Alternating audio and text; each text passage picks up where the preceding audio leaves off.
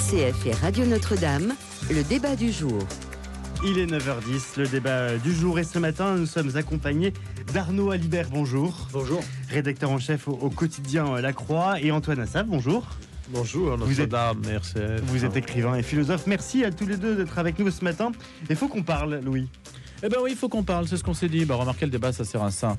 Et puis Antoine Assaf et le père Arnaud Alibert vont évidemment jouer le jeu, c'est le principe, mais c'est aussi un concept développé par le journal La Croix, également le média brut, qui consiste à faire se parler des gens qui ne se rencontreraient peut-être pas en dehors du cadre qui a ainsi été créé, favorisé. Faut qu'on parle, c'est une expérience inédite en France, on va en dire un mot.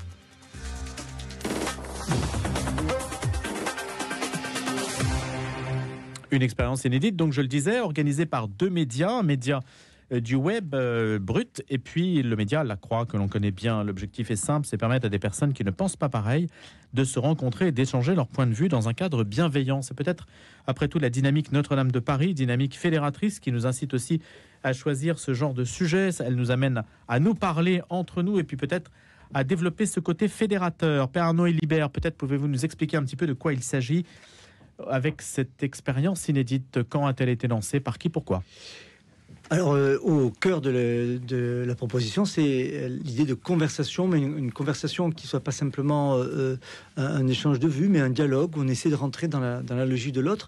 Alors, la condition essentielle, c'est le volontariat. Donc, on s'est associé à Brut et on a monté toute une campagne de sensibilisation, de proposition déjà il y a un mois, pour proposer aux gens, grâce à une plateforme qui existe, de dire s'ils sont prêts à rencontrer des personnes qui n'ont pas leur conviction, de manière à ce que l'échange soit avec un différentiel d'opinion, pour qu'il se passe quelque chose dans l'échange. Ce ne soit pas simplement on est tous d'accord et tout va bien.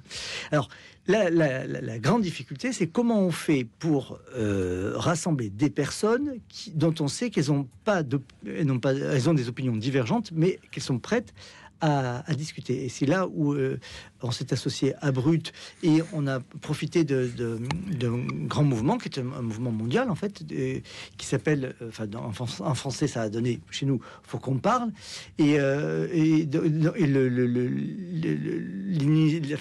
titre initial c'est My Country Talk, c'est-à-dire mon pays parle, et donc je donne juste le principe. 9 questions sont données quand on s'inscrit, qui sont des questions sur des questions clivantes, en fait. Mais n'importe qui peut s'inscrire. N'importe qui peut s'inscrire. On répond à ces questions clivantes. On va peut-être en parler tout à l'heure, mais je laisse le suspense apparaître.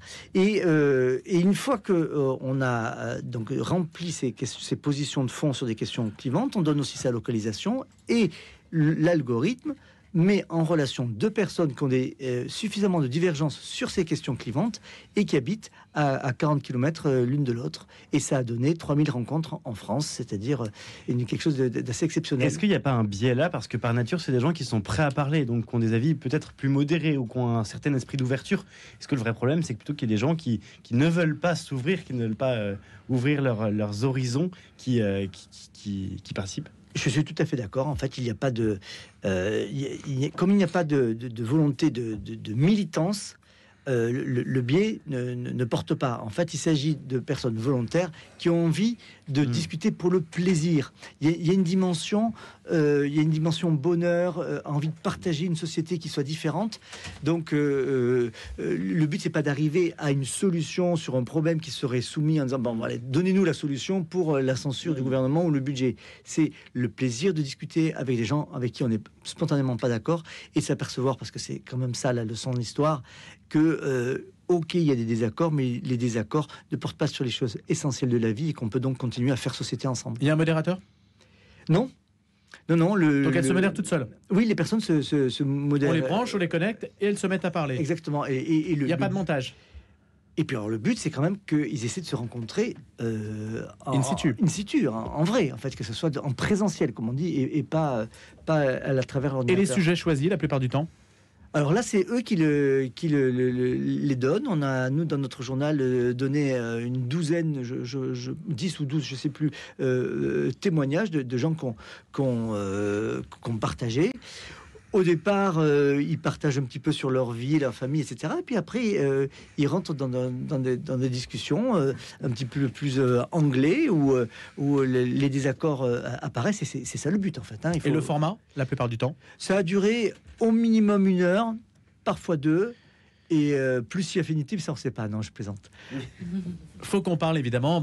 Il y a peut-être une petite ambivalence sur le titre, hein, parce que quand on dit faut qu'on parle, hein, ça peut aussi se dire voilà, j'ai des remontrances à faire et tu vas en prendre pour ton grade. Ouais. Mais ça peut être lu aussi, comme vous l'avez décrit, comme faut qu'on parle. Il faut qu'on se mette à parler tous les deux et à ne pas se regarder sans se parler. Antoine Assaf. Moi, j'aime bien provoquer nos prêtres parce qu'il y a une capacité de pardon chez eux. Je peux commettre 449 erreurs, ils me pardonneront 7 fois 70 fois. Mais je dirais qu'il faut saluer l'initiative, elle est très belle. Mais une remarque, pour commencer, théologique. On ne peut pas provoquer la providence.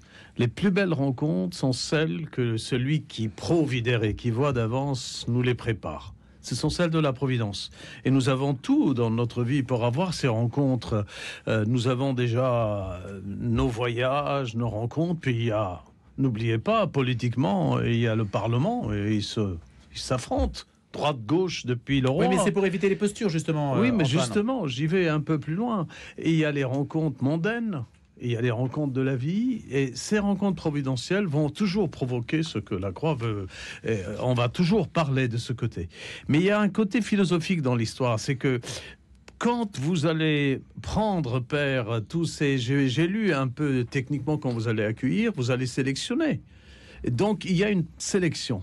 C'est-à-dire, vous allez dire, on vous choisit tel opponent, on vous choisit tel dialogue. Et puis, vous allez peut-être éviter qu'il y ait un type de l'extrême avec un autre extrême. Et vous allez garder pour justement ces débats une forme de, je dirais, de bienveillance. Alors que dans la vie, il y a parfois des rencontres fortes où on vous accuse, qui vous secoue et qui vous donne la possibilité de grandir. Moi, je dirais, il faut garder cette méthode, il faut qu'on parle, les provoquer, voir un peu les résultats, mais il faut jamais oublier que nos amphithéâtres universitaires, ceux qui font des études sociologiques, philosophiques, de médecine, sont aussi, comme chez les Romains, des forums de rencontres. Ce que vous voulez dire, c'est qu'il y a déjà des lieux qui existent. Et il y a des lieux naturels qui existent, de même l'innaturel même, qu'il faudrait... C'est là où il y aura les vrais débats et les vraies rencontres providentielles. Maintenant que la Même dans croix les lance... amphithéâtres, on se rencontre pas vraiment, on reste avec des gens il y a qu'on des connaît. débats, les étudiants très forts. D'ailleurs, toutes ces rencontres elles-mêmes existent. Il faut laisser place à la providence, parce que parfois la non-rencontre peut être aussi une condition de solitude bénéfique. Antoine et Père Arnaud Libert, un plateau télé qui organise des débats, c'est aussi une création culturelle humaine. Ce n'est pas forcément providentiel, c'est organisé, c'est même scénarisé. Arnaud Libert, vous voulez justement faire l'inverse de ce qu'on voit sur les plateaux télé ? Ah oui, là c'est clair que le parti pris, c'est ça ? Il n'y a pas de mise en scène, et donc comme il n'y a pas de caméra ou de micro tendu, les personnes sont quand même, il n'y a pas d'enjeu en fait de réputation, et donc sont censées... on les voit quand même, hein. On les voit, elles sont filmées quand même, non ? Non, c'est juste des débats. Alors, je crois qu'il y a des débats qui ont été filmés. Je pense notamment à François-Xavier Bellamy face à Marine Tondelier. Mais la plupart du temps, c'est des gens qui se rencontrent dans un café. Vous imaginez bien que il n'y a pas 3000 débats qui ont été filmés avec 3000 journalistes et 3000 preneurs d'images et de sons. Donc il y en a quelques-uns qu'on a filmés justement pour faire vivre, parce que nous projetons déjà vers l'édition de 2025. Donc il faut bien préparer la suite. Mais juste pour qu'on peut-être que je n'ai pas été suffisamment clair. Les questions clivantes sont les suivantes. On prend par exemple le débat qui a eu lieu à Nantes entre Baptiste et Catherine. Baptiste a 39 ans, Catherine a 67 ans, elle est traductrice, lui il est designer. Donc lui, avant de rentrer dans la démarche, il dit « Je suis curieux de voir comment on va cheminer l'un vers l'autre, un peu inquiet, mais convaincu que les désaccords sont tous en surface. » Donc l'algorithme, parce que ce n'est pas dans un bureau qu'on a décidé les binômes. C'est un algorithme alors l'algorithme, c'est et du hasard et du calcul, donc on n'est pas dans la providence, mais c'est pas non plus de la manipulation. C'est un algorithme, on va dire. Donc lui, la question clivante pour eux, c'était: peut-on aimer quelqu'un qui a des idées politiques opposées? Lui avait répondu non. Il dit, je pense que cela me prendrait trop d'énergie, car à mes yeux, la politique infuse tous les sujets au quotidien. Et elle avait dit, je m'aperçois qu'au bout de 46 ans de vie commune avec mon mari, on va de plus en plus dans la même direction. Donc on avait en fait, sur une question qui est clivante, mais qui n'est pas politique, en fait, deux positions différentes, et ils ont pu en reparler ensemble. Je donne rapidement les autres questions. C'est, alors, plus politique, faut-il rétablir l'impôt sur la fortune? Le mouvement MeToo a-t-il un impact positif sur la société? Est-ce qu'il faut donner des armes aux policiers municipaux? Est-ce qu'il faut limiter la vitesse des voitures pour des raisons d'écologie? Est-ce qu'il faut lutter contre les discriminations? Vous voyez, donc des questions qui sont avec une petite porte d'entrée politique, assez sociétale, pour qu'il y ait quand même que ce soit concernant. Voilà, que ce soit concernant, qu'il y ait une déclivité, c'est-à-dire qu'il y ait une possibilité d'être en désaccord, mais que les désaccords ne conduisent pas à une espèce de stress, et qui fait que dans l'art du dialogue, il faut qu'il y ait suffisamment d'écart pour qu'il y ait un dialogue, mais qu'il n'y ait pas, pas trop d'écart pour que l'un des dialogants... C'est vous qui avez se choisi sente... les questions, Père Arnaud Alibert? Les questions clivantes, c'est vous qui les avez choisies? J'ai pas la réponse à cette question. Voyez. Mais ça vous correspond, ça? Je pense que c'est nous qui l'avons, mais avec Brut. Alors je peux pas savoir si c'est avec Brut. C'est la croix Il n'y a avec pas de Brut. question puisque- sur Dieu ou le positionnement par rapport au spirituel? Non, C'est pas que dans les 9 sociétal. questions. Pas dans ces 9 questions. non. Et Mais pourtant, père, moi j'imaginerais un dialogue entre un enfant, un jeune qui pratiquerait le rosaire chaque jour, et un autre qui pratique le dealer de drogue à Grenoble. Et on va comparer ces jeunes qui prient le rosaire chaque jour et les effets du spirituel sur lui et les effets d'un dealer de drogue qui se rencontrent. Et on va voir qui va convertir l'autre. Pourquoi pas, après tout? Mais c'est ça, ce genre de dialogue. Eh bien, crois que- organisez-le, Antoine Assaf. Bah, je Organisez-le, crois, ça peut- on peut allez-y. le suggérer. allez-y. C'est pourquoi je crois qu'il y a un côté positif, mais il faut oser aller jusqu'au bout, quoi. Si la France veut éviter sa guerre civile, car il peut avoir, le père a raison, c'est que plus vous voyez votre ennemi, c'est un vieil adage, plus méfiez-vous de voir trop ennemi, vous allez finir par l'aimer. C'est-à-dire, dans cette rencontre, quand vous voyez l'autre, il y a la constitution physique, sa manière de sourire, d'être, surtout si c'est une femme et un homme qui se rencontrent, on va dépasser les idées pour dire il y a un être humain devant moi. De Et fait, cette c'est idée ce est qui arrivée. Ouais. C'est ce qui est arrivé. C'est ce qui est arrivé déjà, bon. Les rencontres se sont bien passées et bien terminées. Ce qui est intéressant, c'est que vous avez plusieurs milliers de personnes qui ont répondu à ces questions. Ce serait intéressant d'avoir statistiquement, parmi les personnes qui sont prêtes à discuter, combien pensent l'une ou l'autre, quelles sont les réponses à ces questions clivantes. Est-ce qu'il y a vraiment un peu de tout ou pas? Alors, statistiquement, oui, ça a été très brassé. Ce qui serait intéressant, mais là, c'est une statistique que j'ai pas, mais que je regarderai quand on aura l'étude, c'est dans les profils des rencontres, en fait, comment l'algorithme a fonctionné. C'est-à-dire qu'à partir de quel degré de désaccord, c'est-à-dire le nombre de questions sur lesquelles il y avait un désaccord. Voilà. À partir de quel moment l'algorithme a dit ces gens sont suffisamment en désaccord pour pouvoir se rencontrer de manière fructueuse. Ce serait intéressant Oui, parce que ce qui est intéressant, c'est que c'est des questions binaires, donc on répond par oui, ou non. Voilà. Et en fait, dans la rencontre aussi, ce qui unit, c'est aussi quand même d'être d'accord sur certains points. Ouais. On cherche aussi les sujets d'unité, et c'est comme dans un couple, on cherche aussi ce qui nous unit quand parfois ce qui nous divise prend trop de place. Et alors, c'est pas un couple, mais on l'a bien vu en pleine page dans le journal La Croix, Marine Tondelier et François-Xavier Bellamy, Deux donc, députés européens. voilà, qui ont répondu en fait au questionnaire. En fait, on a donné dans notre journal leur réponse. On voit bien qu'il y a des questions sur lesquelles ils sont pas d'accord, et puis des questions où ils se rejoignent. Lesquels? Où ils se rejoignent, Oui. c'est sur la lutte contre la discrimination, des questions moins clivantes. Évidemment, ils sont en profond désaccord sur l'impôt sur la fortune, ou un peu moins d'accord, ou spontanément d'accord sur le bienfait du mouvement MeToo dans la société. Enfin, c'est en fait des positionnements politiques que l'on connaît. Mais n'empêche que après, dans l'art du débat, puisque sur 2 pages, on a pu rendre compte de leur discussion, ils ont vraiment fait apparaître leur désaccord, mais avec un art du débat qui fait que, et même François-Xavier Bellamy l'a dit, quoi. Il a dit, en fait, il faut retrouver une forme de jubilation du débat contradictoire, c'est sa formule, quand Marine Tondelier, elle, propose de généraliser les conventions citoyennes, dit-elle, qui sont des cadres de délibération apaisés où l'on apprend à gérer le dissensus. Je pense que c'est là un des moments clés de notre vie en société, il faut pas chercher à être d'accord, il faut apprendre à gérer le dissensus, si on prend la formule de Marine Tondelier, ou en tout cas gérer nos différences d'appréciation pour pouvoir construire ensemble malgré tout. Y a-t-il des gens qui changent d'avis, qui changent d'opinion, qui évoluent à force de dialoguer, d'entrer dans cette connivence? Depuis qu'on discute, Antoine Assaf a changé d'avis. Il est d'accord pour participer l'an prochain. Écoutez, pourquoi pas? Il faut vous inscrire, Antoine. J'ai pas changé d'avis. J'ai dit l'initiative est bonne, mais je laisse la place à la providence. C'est les plus belles rencontres. La preuve, Père, je suis sûr que votre vocation est le fruit d'une providence plutôt qu'un dialogue avec un algorithme.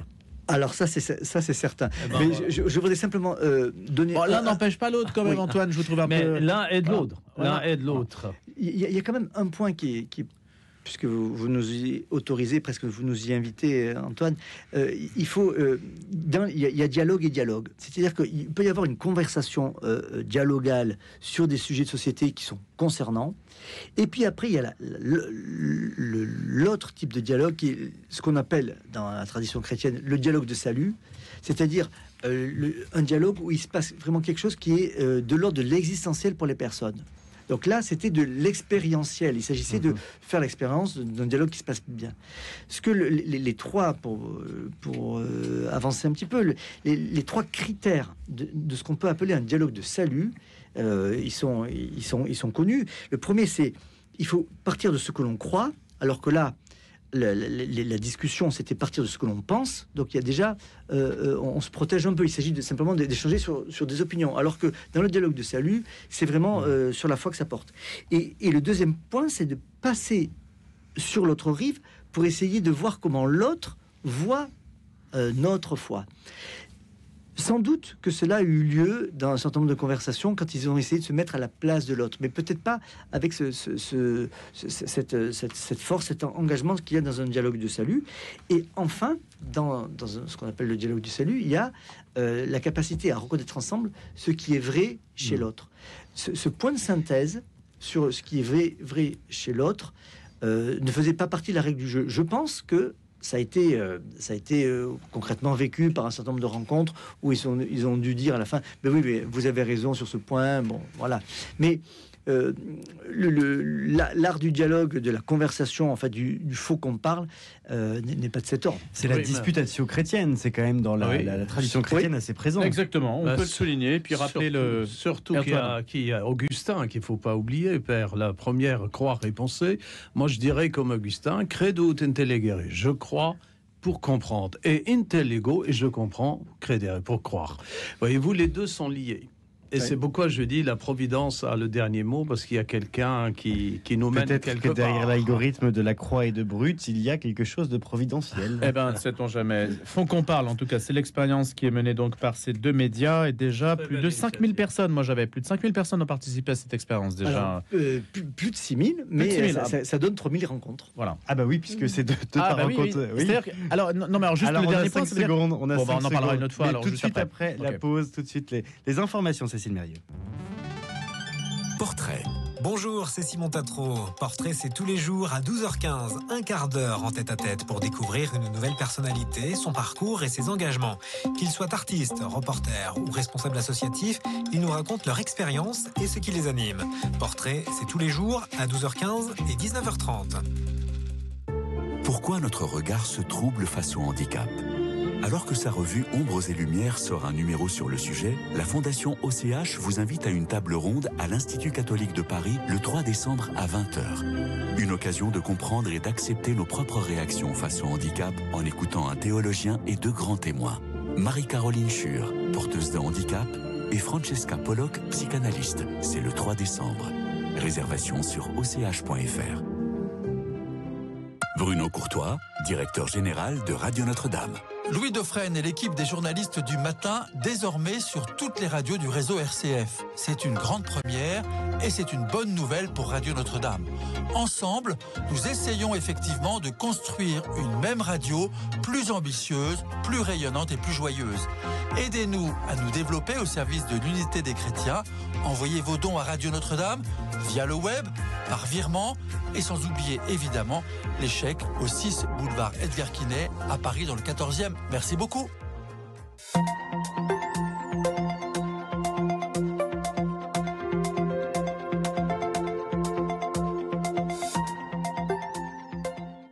Il est 9h30 sur RCF et Radio Notre-Dame. En ce mercredi 27 novembre, les informations sont présentées par Cécile Mérieux. Un cessez-le-feu est en vigueur entre Israël et le Hezbollah au Liban, et ce depuis ce matin, 4 heures. Les États-Unis et la France y travaillaient depuis des semaines et veilleront à son respect. L'armée israélienne et le Hezbollah doivent se retirer de la frontière. C'est l'armée libanaise qui doit prendre le contrôle de la zone frontalière côté libanais. L'annonce de l'accord est intervenue après qu'Israël a pilonné hier les bastions du Hezbollah à Beyrouth, les frappes les plus importantes depuis le lancement de la campagne de bombardement en septembre. Benyamin Netanyahou considère que la trêve va permettre à Israël d'intensifier sa pression sur le Hamas palestinien. L'armée israélienne poursuit ses frappes dans la bande de Gaza assiégée. Au moins 22 personnes ont été tuées hier selon la défense civile. En France, le gouvernement Barnier, plus que jamais sous l'épée de Damoclès, il est menacé de censure par la gauche et l'extrême droite autour des débats sur le budget de 2025.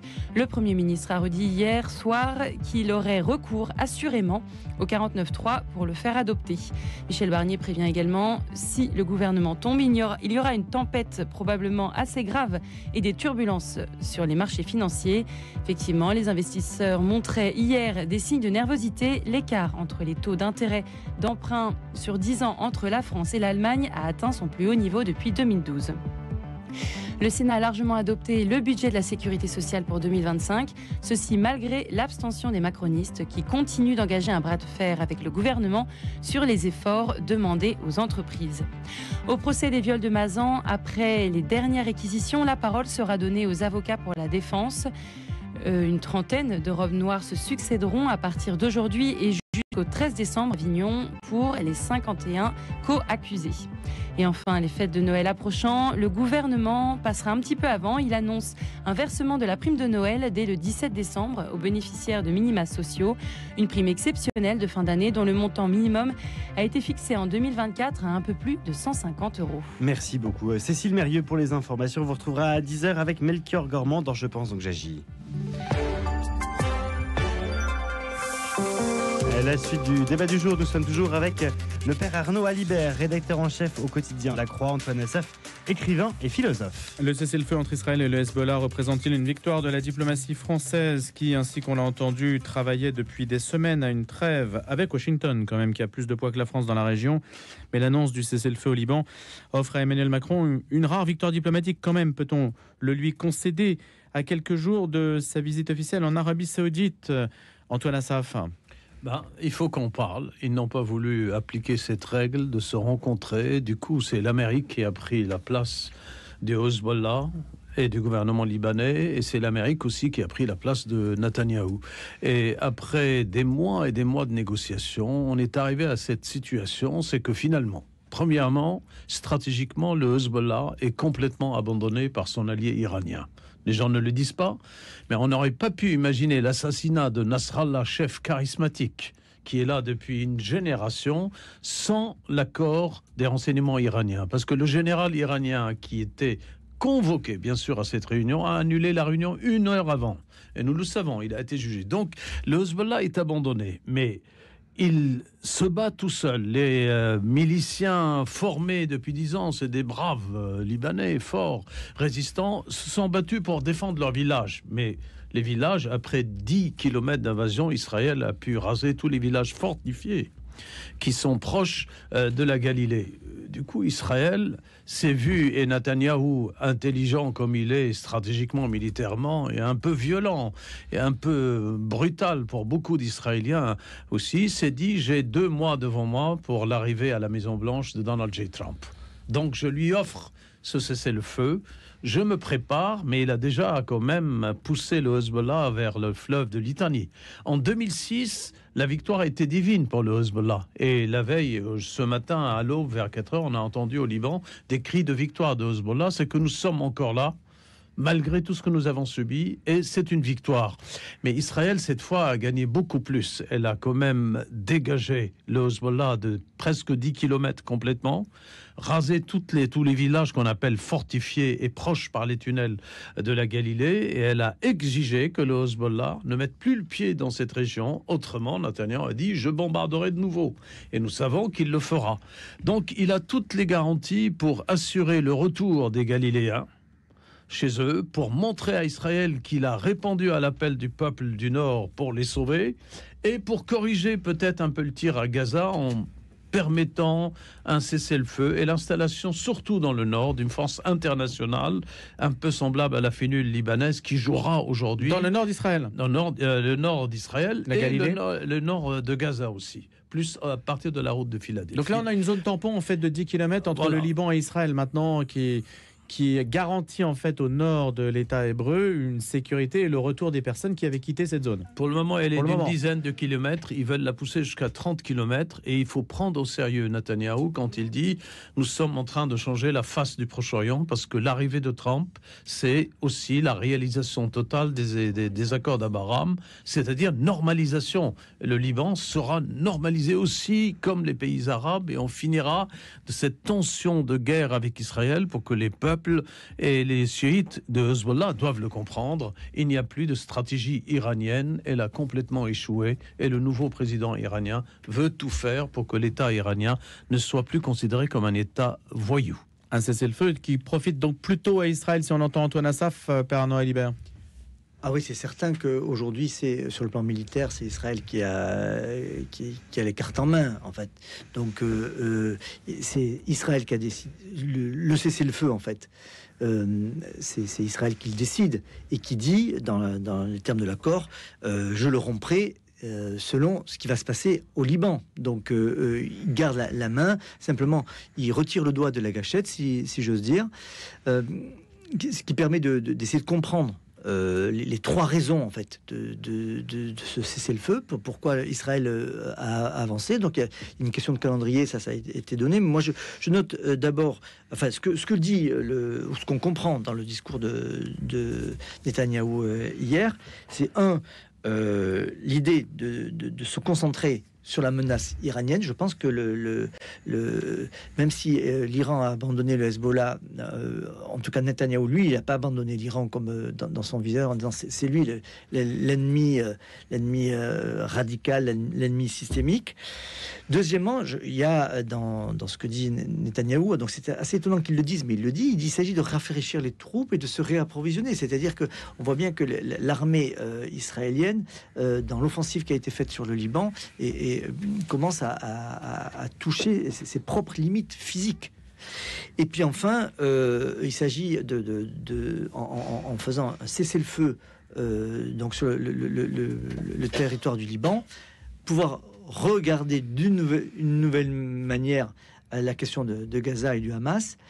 Et là, je suis peu optimiste.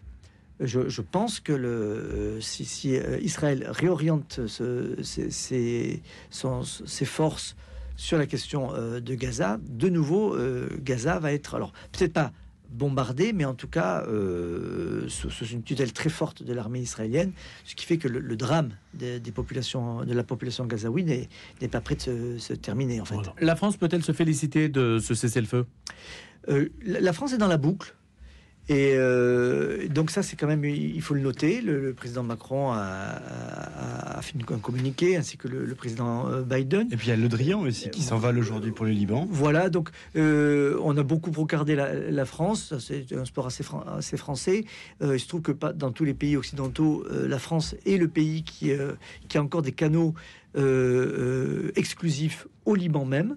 Donc il n'y a pas de solution politique et militaire au Liban sans passer par la France, même si la France n'a pas toutes les cartes en main, ça je crois que tout le monde l'a bien compris, mais pour ce qui est du Liban, elle en conserve quelques-unes. Donc c'est le fait que la France soit impliquée dans cet accord-là, en fait dans cette perspective de cesser le feu est plutôt positif. Mais de là à dire que Israël écoutera la voix de la France, ça je pense que tout le monde l'a compris aussi, c'est plus le cas. Israël aujourd'hui n'écoute que son propre intérêt. Antoine Assaf. C'est le contraire qui arrive, puisque Netanyahou a refusé que la France soit partie des négociations pour les futurs accords qu'il prépare avec le Liban. Donc il n'y aura que Trump. Trump, on sait comment il traite avec Macron. Et la France, elle n'a qu'un point commun avec l'Amérique pour le règlement de la paix au Liban, c'est le candidat à la présidence. Tout le monde est d'accord au Liban que ce candidat ne doit pas être celui de Hezbollah, qui est le fameux Frangi et Sleiman, fils d'une très grande famille notable, descendant des croisés, puisqu'il porte le nom des Francs, des Français.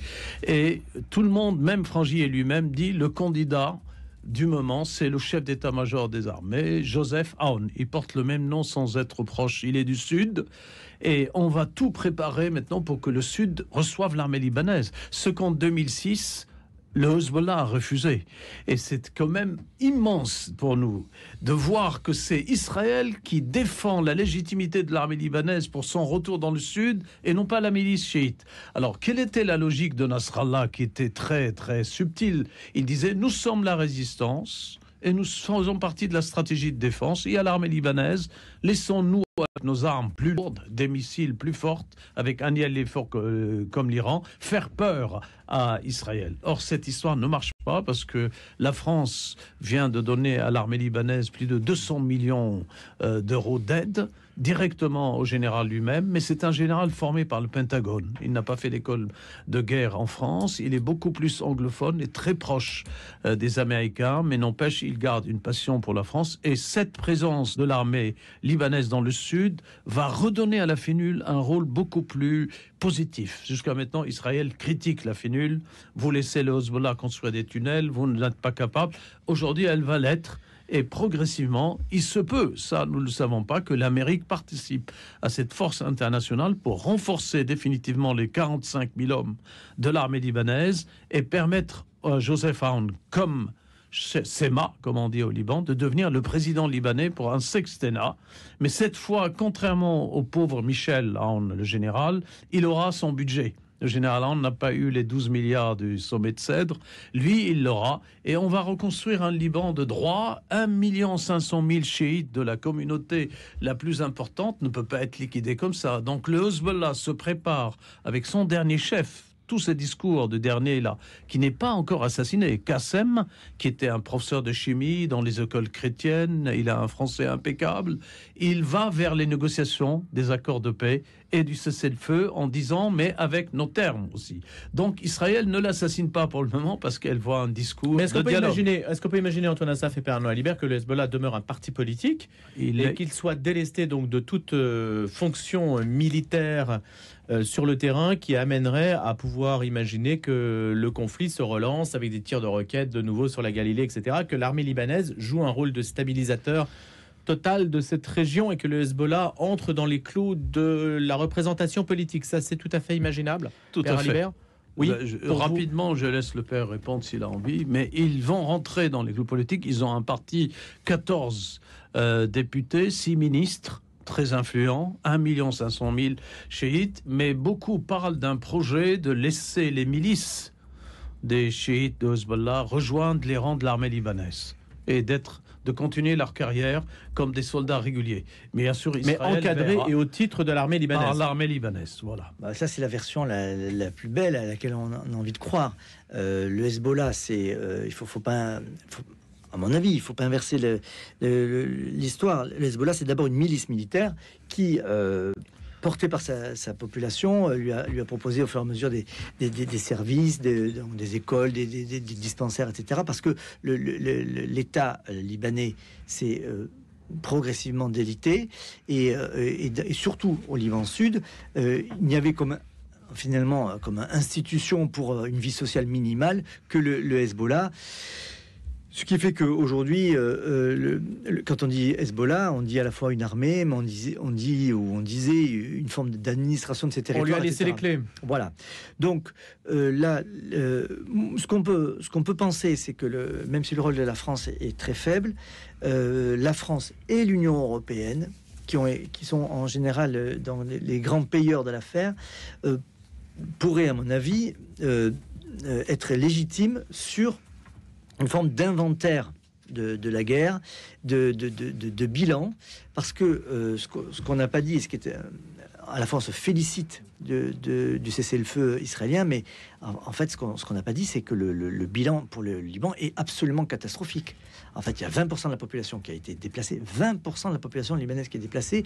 Il y a des destructions massives d'infrastructures. Le sud, et les villages sont complètement rasés. C'est-à-dire qu'il y a à la fois la bande de 20 km qui est une zone tampon sur laquelle Israël a dit je ne veux pas que le Hezbollah revienne sur cette bande, donc je n'autorise que et les troupes et les casques bleus et l'armée libanaise. Mais il y a dans cette bande de 20 km une micro-bande, je ne sais pas si c'est 5 ou 10 km, où là les villages ont été rasés et il n'est pas question pour Israël que les Libanais s'y réinstallent. Donc c'est comme si c'était une forme de zone perdue, même si le territoire continue à appartenir à la géographie du Liban, il ne sera plus habité. Donc le bilan de l'opération, si on regarde sur l'année depuis le 7 octobre 2023, est très très très lourd. Sans compter les camps de réfugiés syriens, etc. J'allais tourner vers Antoine Assaf.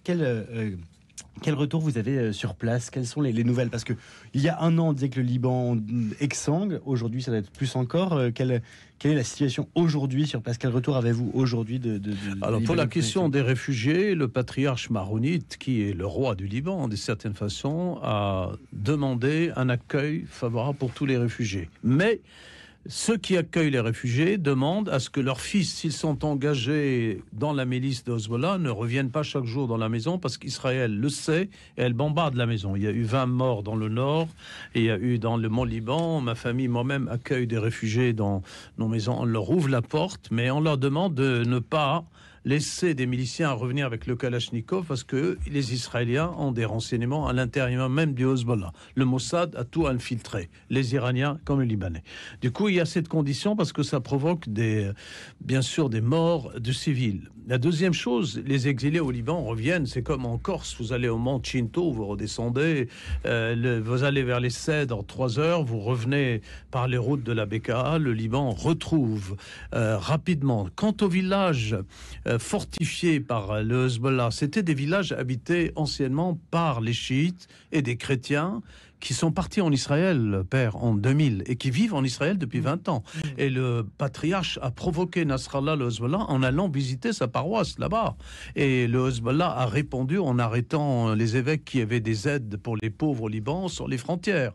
Et il y a eu, au nom du Vatican, on lui dit, vous nous laissez visiter nos paroissiens. Ils ont quitté le Liban, ils parlent hébreu, depuis 20 ans, ils ont constitué une communauté. C'était eux qui habitaient ces villages. Et le Hezbollah s'est emparé de ces terres, de ces villages, pour en faire une fortification, comme des tranchées. Israël a compris cela. Ils vont revenir progressivement. Ceux de Galilée, les Libanais, chrétiens de Galilée vont revenir. Mais bien sûr, c'est leur terre. Il y a des milliers d'hectares. Je connais des familles. Vous voulez des retours, mon cher ami Pierre-Hugues? Le retour, c'est que les gens ont abandonné leur terre. Le Hezbollah a confisqué pour justement la force de la résistance contre Israël. Or, aujourd'hui, les Iraniens, surtout le président Mossad actuel, a complètement abandonné cette stratégie. Il est en train de convaincre les moullas que c'est terminé les milices que nous avons, les Kataeb de l'Irak, les Syriens, les Libanais de Hezbollah et les Houthis, ça nous coûte des milliards. On arrête cette stratégie, on se tourne vers le monde pour proposer un nucléaire civil, ils en sont pas loin, et pour sortir de cette idée du rogue state, État voyou, car nous sommes proches de la civilisation indienne et pakistanaise, ils sont d'origine indienne, les Iraniens, eh ben, nous méritons, nous aussi, la considération comme une grande civilisation. Ils savent très bien que les sanctions économiques les mettent par terre. Mais c'est un virage de très grande envergure. Oui, parce que les moullas, maintenant, sont convaincus qu'ils peuvent être assassinés à n'importe quel moment.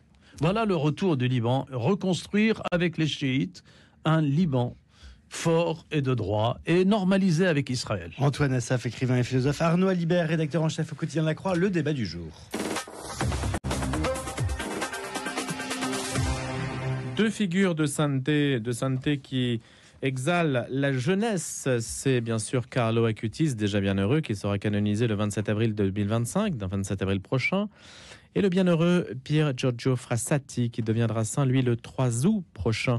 C'est le pape François qui l'a annoncé le 24 novembre. On a donc des précisions sur ces deux événements.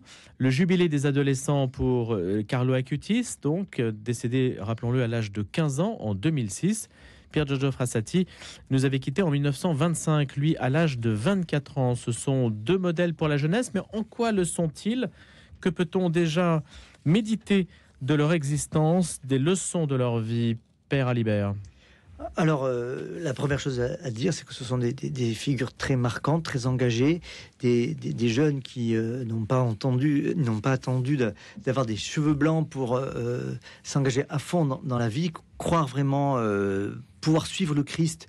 Malgré le terme est mal choisi, mais dans leur pleine jeunesse. Alors c'est encore plus vrai pour Carlo Acutis qui n'a vécu finalement que jusqu'à l'âge de 15 ans. Mais on pourrait dire, bon, au fond, il est un jeune plein de foi, un petit peu mystique dans la phase d'adolescence, et puis la maladie est venue le faucher trop tôt.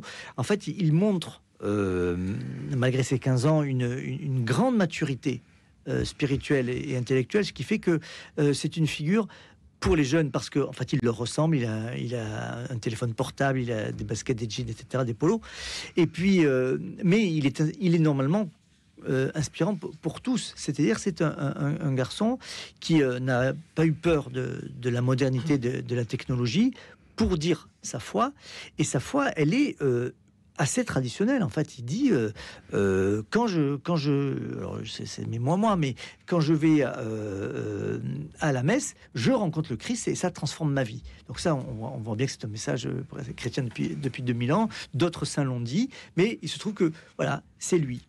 Alors, juste, je rajoute un dernier point. La figure de Carlo Acutis a un écho tout à fait particulier en France. C'est-à-dire, je ne suis pas sûr que dans les autres pays d'Europe, on soit aussi attentif à sa canonisation. Pourquoi ? Parce que, en fait, il aimait beaucoup la France.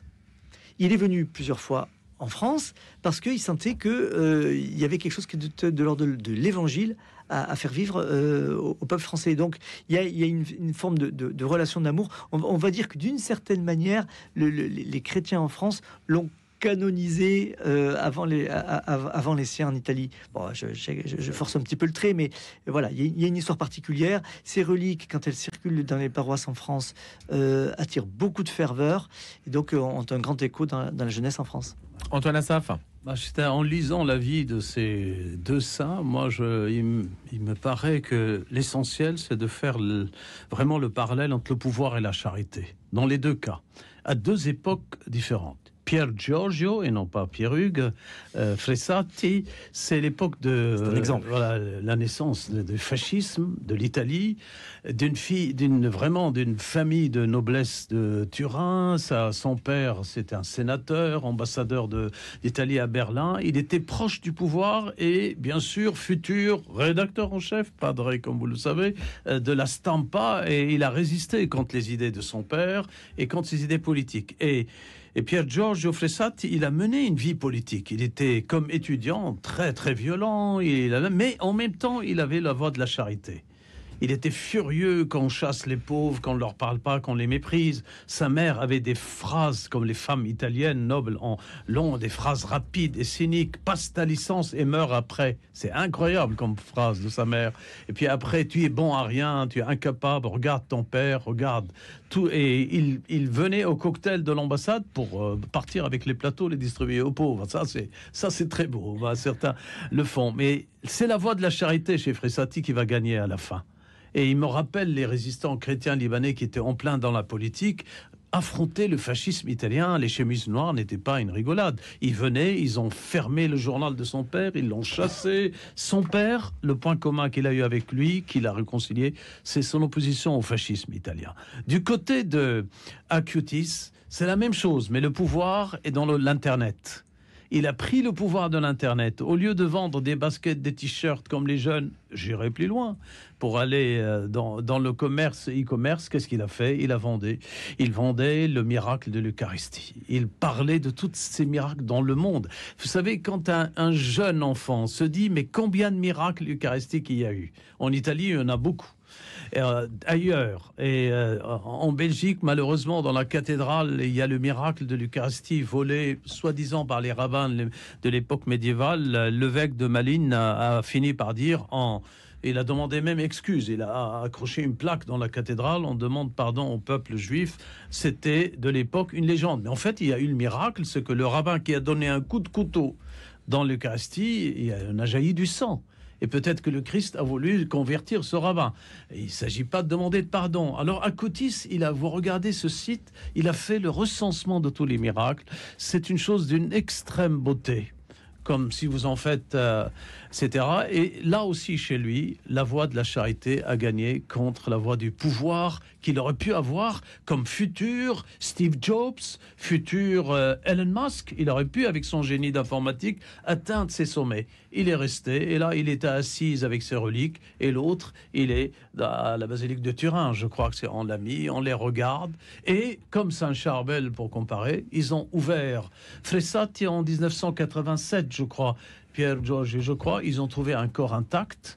Intetto en italien, c'est-à-dire les organes sont encore là. Mais il a quand même connu une forme de corruption, n'est-ce pas? 80. Et puis, 80, vous avez Acutis aussi, retrouvé, on le voit dans sa tenue assise, très très belle, la pureté, et puis... de jeune avec ses vêtements, les vêtements qu'il portait, tout simplement. Dieu joue avec la résurrection des corps avant l'heure. Et cette belle phrase de Carlo Acutis, on est tous comme des originaux et... Enfin, nous naissons tous comme des originaux et beaucoup meurent comme des photocopies. Oui, je pense que c'est un appel... c'est bien vu, ça. Voilà, c'est un appel aux jeunes. On sait bien que le temps de l'adolescence est le temps de l'identification au groupe. Et là, il essaie de dire à la fois, vous pouvez être pleinement jeune, mais vous avez votre propre histoire à vivre. Et cette histoire, elle a comme creusé la relation au Seigneur qu'on retrouve dans l'Eucharistie. C'était au fond, on va à l'Eucharistie pour rencontrer le Seigneur qui nous dit, toi, je t'aime, toi, je compte sur toi. Nous avons, toi et moi, une relation singulière, et donc ça fait grandir l'adolescent dans cette conscience qu'il est un original, et que donc il n'a pas à se conformer au modèle environnant. Alors ça a une dimension missionnaire, parce qu'on est dans un monde où les modèles ne sont pas chrétiens, dans les sociétés sécularisées. Donc ça en fait de lui un génie de la mission. Et puis une pression des modèles aussi à travers les réseaux sociaux, le besoin ou le devoir, l'injonction de se conformer à des modèles qui est extrêmement forte aujourd'hui. Et puis regarde les deux modèles des deux saints. Fressati admirait vraiment Catherine de Sienne, qui est une femme politique aussi, elle a ramené le pape quand même, et Acutis, François d'Assise. Et vous avez les fruits de la charité, la sainteté de ces deux saints sont arrivés après. C'était leur vie secrète. Et les parents, les deux, ont découvert après leur mort. Et Pierre Giorgio, c'était au moment de son enterrement, avec des milliers de pauvres qui sont venus. On parlait des citations des modèles, des motos de ces saints. Verso l'alto pour Pierre Giorgio Frassati, c'est magnifique, ça, verso l'alto, vers les hauteurs. Ouais. Il était alpiniste. Alpiniste. Voilà. Magnifique. Antoine Assaf, écrivain et philosophe. Arnaud Alibert, rédacteur en chef au quotidien La Croix. Merci à tous les deux d'avoir été... on raccroche les crampons. Avec nous ce matin, on va aller verso l'alto, vers les hauteurs. Merci Louis Dauphren de nous avoir aussi emmené vers l'auteur. Merci à Pierre-Henri Paget qui nous a emmené verso l'alto de la réalisation ce matin. Merci à tous. On se retrouve demain matin à partir de 6h30 pour une matinale où on parlera largement de ce cessez-le-feu au Liban également, avec l'invité de la matinale et dans le dossier de la rédaction également.